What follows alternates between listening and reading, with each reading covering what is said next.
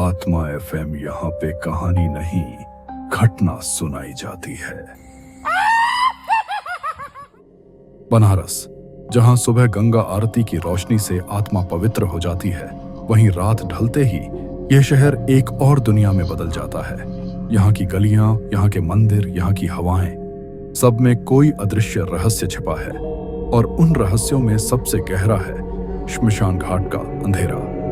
कहा जाता है श्मशान घाट सिर्फ मृतकों का घर नहीं, बल्कि यहाँ जीवितों की किस्मत भी लिखी जाती है, क्योंकि यहाँ हर रात काले जादू की साधना होती है। कहानी शुरू होती है एक साधारण लड़के से। नाम था आदित्य। आदित्य बनारस का ही रहने वाला था, लेकिन उसे हमेशा शहर के रहस्यमय किस्सों से लगाव रहा। वो किताबों में पढ़ता था अघोरी साधना, श्मशान तंत्र और आत्माओं का सौदा। दोस्त उसे पागल कहते थे, लेकिन उसके भीतर एक अजीब सी खींच थी, जैसे कोई अदृश्य शक्ति उसे श्मशान की ओर बुला रही हो।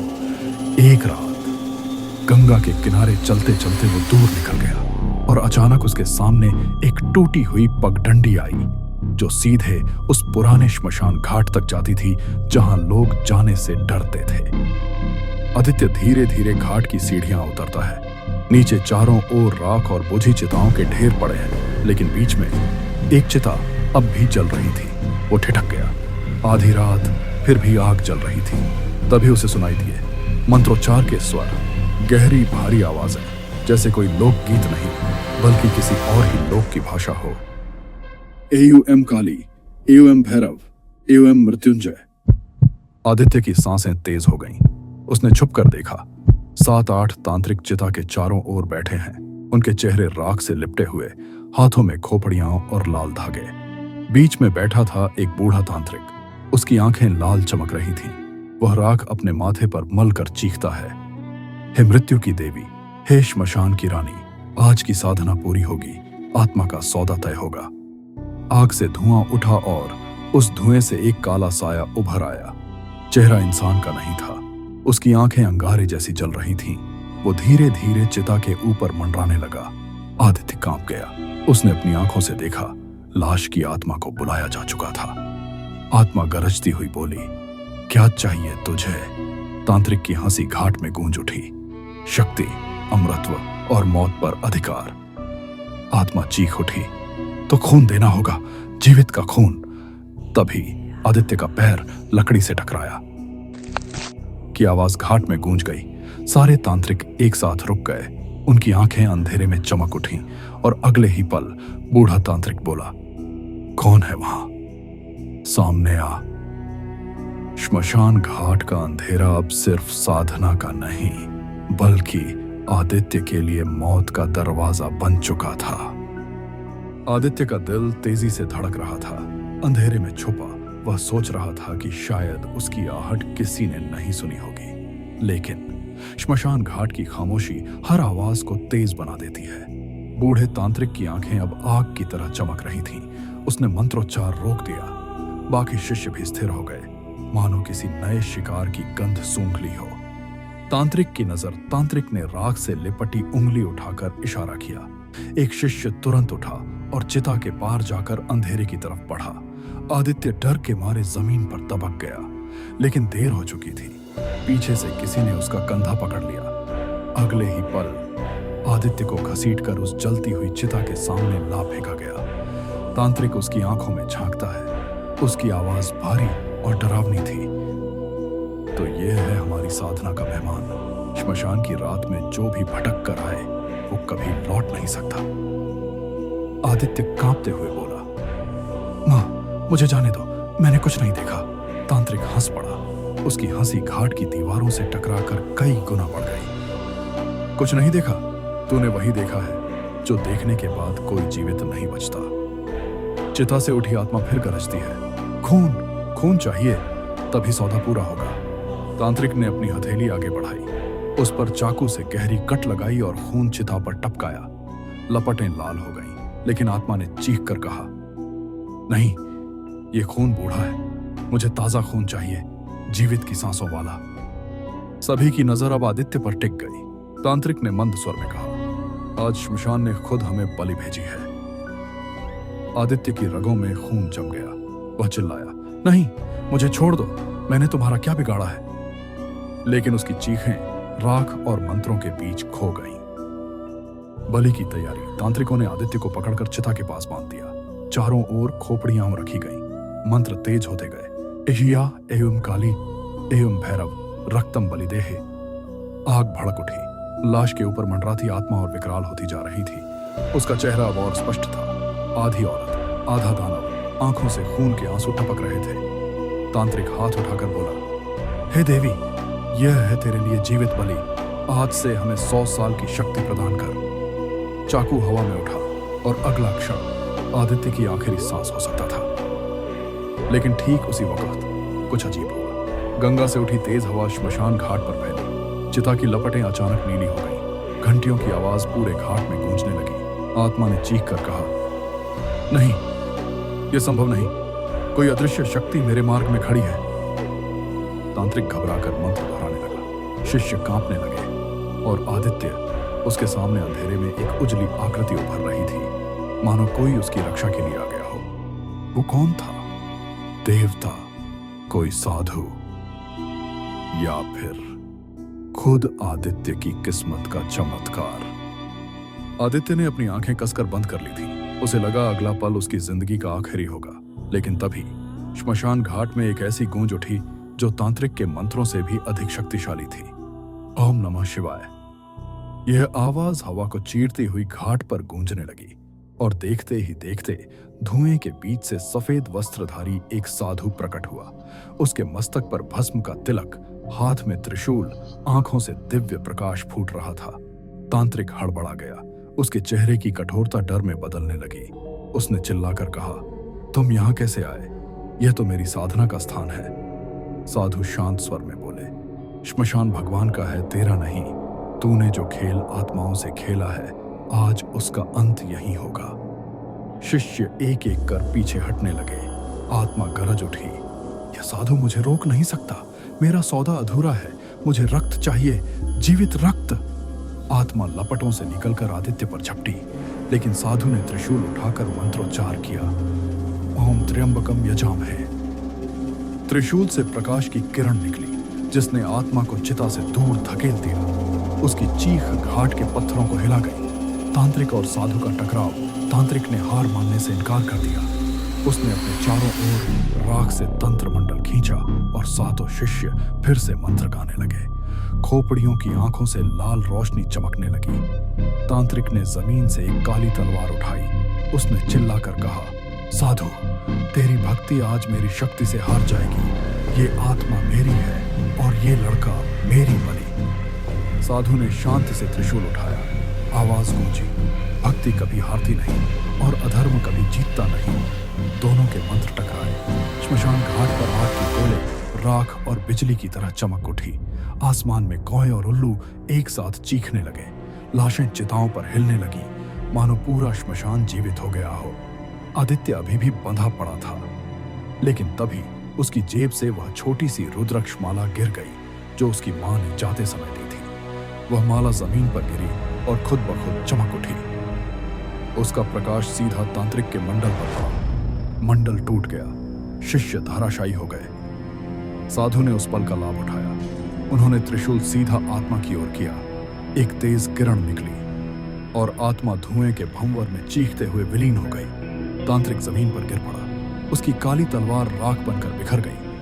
उसकी आंखों से खून बहने लगा और उसकी अंतिम चीख घाट की खामोशी में खो गई। आदित्य की रस्सियां अपने आप टूट गईं। वह घुटनों के बल गिर पड़ा और साधु के चरणों में रोते हुए बोला, आपने मेरी जान बचाई। आप कौन हैं? साधु ने मुस्कुराकर कहा, मैं वही हूं जिसे तेरी मां ने हर रात पुकारा था। तू अकेला नहीं था, तेरी आस्था तेरी ढाल थी। आदित्य ने पलट कर देखा, लेकिन साधु वहां नहीं थे। सिर्फ नीली लपटों की आभा गंगा में विलीन हो रही थी। श्मशान घाट फिर से खामोश था। लेकिन उस रात आदित्य ने जाना कि जहां तंत्र और अंधकार है, वहां आस्था और प्रकाश भी है, और भक्ति की शक्ति के सामने काला जादू कभी जीत नहीं सकता। आदित्य अब घाट से बाहर निकल रहा था। उसका शरीर कांप रहा था, लेकिन उसकी आंखों में अब डर नहीं बल्कि एक नई आस्था जग चुकी थी। उसने मां की माला उठाकर गले में डाल ली। गंगा किनारे बैठकर उसने प्रणाम किया। धीरे धीरे रात का अंधेरा कम होने लगा। सुबह की हल्की रोशनी घाट पर उतर आई थी। सब कुछ सामान्य लग रहा था, लेकिन क्या यह सचमुच अंत था? जैसे ही आदित्य घाट से बाहर निकलने लगा, उसने पीछे मुड़कर देखा। जहां चिता जली थी वहां सिर्फ राख बची थी, लेकिन उस राख में अभी भी कुछ अजीब बात था। मानो राख अपने आप हिल रही हो। उससे हल्की सी लाल चमक निकल रही थी। आदित्य का दिल फिर से जोरों से धड़कने लगा। वह सोचने लगा, क्या सच में सब खत्म हो गया? वह धीरे धीरे पीछे हटने लगा और तभी हवा में एक धीमी आवाज गूंजी। यह अंत नहीं, यह तो बस शुरुआत है। आवाज तांत्रिक की थी, लेकिन तांत्रिक तो मारा जा चुका था। तो फिर वह आवाज किसकी थी? कुछ दिन बाद आदित्य अपने गांव लौटा। उसने सबको श्मशान घाट की रात के बारे में बताया। लोग चौंक गए, लेकिन गांव के बुजुर्ग मुस्कुराए और बोले, बेटा, यह तो बनारस है। यहां हर चिता की राख में एक रहस्य छुपा होता है। यहां हर आत्मा मुक्त नहीं होती। आदित्य के रोंगटे खड़े हो गए। उसके कानों में वही आवाज फिर गूंजी। यह तो बस शुरुआत है। उसने महसूस किया, कहानी खत्म नहीं हुई, बल्कि एक और रहस्य उसके इंतजार में है। आदित्य ने सोचा था सब खत्म हो गया है, लेकिन जीवन में कभी कभी अतीत हमें दोबारा अपनी तरफ खींच लेता है। श्मशान घाट की उस रात के बाद से उसके सपनों में बार बार वही आवाज आने लगी। यह अंत नहीं, यह तो बस शुरुआत है। वह चौंक कर उठ जाता। उसकी मां डर जाती और कहती, बेटा, उस जगह का नाम मत लो। श्मशान घाट की राख कभी शांत नहीं होती। लेकिन आदित्य जानता था, कुछ अधूरा अब भी वहां छुपा है। एक रात आदित्य के दरवाजे पर किसी ने दस्तक दी। दरवाजा खोला तो बाहर कोई नहीं था। सिर्फ जमीन पर एक मुट्ठी भर राख पड़ी थी। उस राख में वही लाल चमक अब थी जो उसने श्मशान घाट पर देखी थी। उसके माथे पर पसीना आ गया। वह समझ गया, श्मशान घाट की छाया उसके गांव तक पहुंच चुकी है। उसने ठान लिया, वह दोबारा घाट जाएगा, लेकिन इस बार सिर्फ देखने नहीं, बल्कि उस रहस्य को हमेशा के लिए खत्म करने। अगले दिन आधी रात को आदित्य अकेला घाट पर पहुंचा। गंगा की लहरें पहले जैसी शांत थीं, लेकिन हवा में एक अजीब सन्नाटा था। जहां तांत्रिक गिरा था वहां राख अब भी मौजूद थी और राख से हल्की हल्की फुसफुसाहट निकल रही थी। आ जा। आदित्य कांप गया, लेकिन इस बार उसके पास मां की रुद्राक्षमाला के साथ एक दीपक और गंगा जल भी था। उसने मंत्र जपना शुरू किया, युम नमः शिवाय, यमोरयुम नमः शिवाय। जैसे ही मंत्र की गूंज घाट पर फैली, राख से एक काला हाथ बाहर निकला। फिर धीरे धीरे पूरा तांत्रिक बाहर आने लगा, लेकिन इस बार वह पहले जैसा नहीं था। उसका चेहरा राख और आग से बना हुआ था। उसकी आंखों से सिर्फ धुआं निकल रहा था। उसने हंसकर कहा, तू सोचता है मैं हार गया? अरे मूर्ख, मेरी साधना आधी अधूरी थी। अब मैं ना इंसान हूं, ना आत्मा, मैं अधिष्ठित छाया हूं। आदित्य ने दीपक उठाकर गंगा जल छिड़का। तांत्रिक चीखा, लेकिन गायब नहीं हुआ। उसने राख से एक नया तंत्र मंडल बना लिया। इस बार मंडल की रेखाएं लाल और काली दोनों थीं, मानो अग्नि और अंधकार का मेल हो। उसने कहा, इस बार कोई साधु नहीं आएगा, क्योंकि यह युद्ध अब सिर्फ हमारे बीच है, तू और मैं, आस्था और अंधकार। श्मशान घाट कांप उठा। चिता की लकड़ियां अपने आप जल उठी। लाखों कोए आसमान में मंडराने लगे और गंगा का पानी काला पड़ गया। आदित्य समझ गया, यह लड़ाई पहले से भी कठिन है। उसने माला को कसकर पकड़ा और बोला, अगर तू छाया है तो मैं प्रकाश हूं, और प्रकाश हर बार अंधकार को मिटाता है। दोनों आमने सामने खड़े हो गए। आदित्य के होंठों पर मंत्र था, तांत्रिक के हाथों में काली राख, और ठीक उसी पल गंगा की लहरों से किसी की आवाज गूंजी, आदित्य, अकेला मत लड़, सत्य हमेशा साथ होता है। कौन था वह? क्या फिर से कोई दिव्य साधु प्रकट होगा, या इस बार आदित्य को खुद ही सब खत्म करना होगा? श्मशान घाट पर आदित्य और तांत्रिक की छाया आमने सामने खड़े थे। एक तरफ अंधकार की शक्ति और दूसरी ओर आस्था की लौ। तभी गंगा की लहरों से आती वह रहस्यमयी आवाज और भी स्पष्ट होने लगी, आदित्य, अकेला मत लड़, तेरे भीतर वह शक्ति है जिसे पहचानना अब भी बाकी है। आदित्य हक्का बक्का रह गया। यह आवाज किसी साधारण इंसान की नहीं थी, यह गंगा की गहराइयों से उठ रही थी। तांत्रिक हंस पड़ा। यह सिर्फ माया है, गंगा भी अब मेरी राख से काली हो चुकी है। लेकिन तभी गंगा का पानी हल्का सा चमका, लहरों से एक दिव्य आभा निकली। आभा धीरे धीरे एक स्त्री आकृति में बदलने लगी। सफेद वस्त्र, माथे पर चंद्रमा सा तेज, हाथ में कमल और त्रिशूल। आदित्य की आंखें चौंधिया गईं। उसने तुरंत प्रणाम किया। आवाज गूंजी, तो मैं गंगा नहीं, गंगा की आत्मा हूं। मैं उस शक्ति की धारा हूं जो युगों से इस भूमि को पवित्र कर रही है। आदित्य, तूने डर का सामना किया है, अब तू उस विद्या का अधिकारी है जो सिर्फ चुनिंदा आत्माओं को मिलती है। आदित्य कांपते हुए बोला, माता, मैं क्या करूं? गंगा आभा ने अपनी हथेली से जल उठाया। वह जल साधारण नहीं था, उसमें सूर्य की किरण और चंद्रमा की ठंडक दोनों का संगम था। उन्होंने कहा, यह अमृत ज्योति है जिसके सामने कोई छाया टिक नहीं सकती, लेकिन इसे जगाना तेरे साहस पर निर्भर करेगा। तभी तांत्रिक चीखा, काफी नाटक हो गया, यह सब तेरी कल्पना है आदित्य, अंधकार हमेशा प्रकाश को निगलता है। उसने राख का गोला उठाकर गंगा की ओर फेंका, लेकिन जैसे ही वह अमृत ज्योति से टकराया, एक तेज चमक हुई। तांत्रिक पीछे गिर पड़ा। उसका काला चेहरा और भी विकृत हो गया। उसने गुर्राकर कहा, नहीं, यह संभव नहीं, मैं तो अमर हो चुका हूं। गंगा आभा मुस्कुराई। अमर वही है जो सत्य में स्थिर है। मिथ्या की जड़ें हमेशा राख में सड़ जाती हैं। गंगा आभा ने आदित्य को आदेश दिया, अमृत ज्योति को अपनी आत्मा से जोड़। तेरा विश्वास ही इसका ईंधन है। आदित्य ने आंखें बंद की। उसके भीतर वह सारी घटनाएं घूमने लगी। श्मशान की रात, तांत्रिक की हंसी, मां की माला, साधु का आशीर्वाद और अब गंगा का आशीर्वाद। उसकी आत्मा से आवाज आई, प्रकाश ही मेरा धर्म है। जैसे ही उसने यह कहा, अमृत ज्योति उसकी छाती में समा गई। उसका पूरा शरीर दिव्य आभा से चमक उठा। तांत्रिक चीख पड़ा, नहीं, यह असंभव है। श्मशान घाट अब रणभूमि बन चुका था। एक तरफ था अधिष्ठित छाया तांत्रिक और दूसरी ओर था अमृत ज्योति से दीप्त आदित्य। आसमान में बिजली गड़गड़ाने लगी। गंगा की लहरें ऊंची होने लगीं। श्मशान की चिताएं अपने आप जलने लगीं। और तभी गंगा की आवाज फिर गूंजी, युद्ध अभी शुरू हुआ है, लेकिन अंत तेरे हाथ में है आदित्य।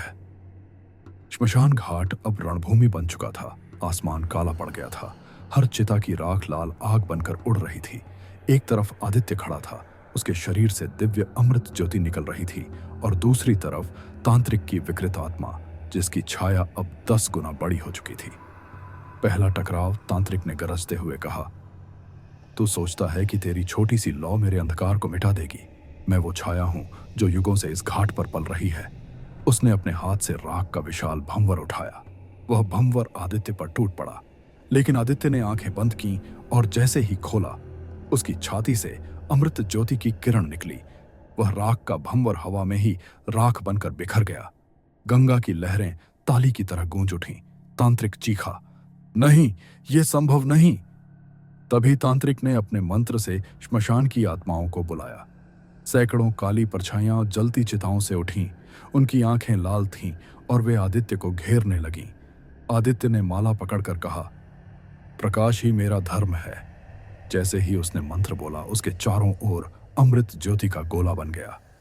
परछाइयां उस गोले से टकराते ही राख बनकर गिर रही थीं, लेकिन उनकी संख्या इतनी थी कि आदित्य कांपने लगा। तांत्रिक हंस पड़ा, देखा, तेरे पास शक्ति है, लेकिन सीमा है। मेरी छाया असीमित है। आदित्य थकने लगा। उसकी रोशनी मंद होने लगी। तभी गंगा की आवाज गूंजी, याद रख आदित्य, प्रकाश अकेला नहीं होता। जब कोई सत्य के लिए खड़ा होता है तो पूरी सृष्टि उसका साथ देती है। अचानक श्मशान घाट की बुझी हुई चिताएं अपने आप प्रज्वलित हो उठीं। उनसे सफेद आभा निकली। वह आभा आदित्य की ज्योति से मिलकर और तेज हो गई। अब आदित्य की आंखें जलते सूर्य जैसी चमक रही थीं। तांत्रिक चीखा, नहीं, यह शक्ति तुझे मिल ही कैसे सकती है? उसने अपनी सारी छाया एक विशाल काले नाग का रूप देकर आदित्य पर छोड़ा। वह नाग श्मशान की आधी जमीन निगल गया। आदित्य ने अपनी पूरी शक्ति समेटकर कहा, सत्य ही अमर है। उसकी छाती से अमृत ज्योति का प्रचंड विस्फोट हुआ। गंगा की लहरें आकाश तक उठीं। श्मशान की चिताएं दहाड़ने लगीं। ज्योति नाग से टकराई और पूरा घाट रोशनी से भर गया। तांत्रिक की चीख गूंज उठी। आ! उसका काला शरीर टूटकर राख बन गया। राख गंगा की लहरों में बह गई। आसमान साफ हो गया। आदित्य जमीन पर गिर पड़ा। उसके चारों ओर सिर्फ शांति थी। गंगा की लहरें अब मधुर गीत गा रही थीं। आवाज आई, तूने कर दिखाया। हाँ आदित्य। प्रकाश ने अंधकार को हराया। लेकिन याद रख, जहां सत्य होगा वहां छाया हमेशा परखने आएगी। गंगा की आभा धीरे धीरे जल में विलीन हो गई। श्मशान घाट फिर से सामान्य हो गया। लेकिन आदित्य की आंखों में अब डर नहीं था, वहां सिर्फ विश्वास था। मैं लौटूंगा,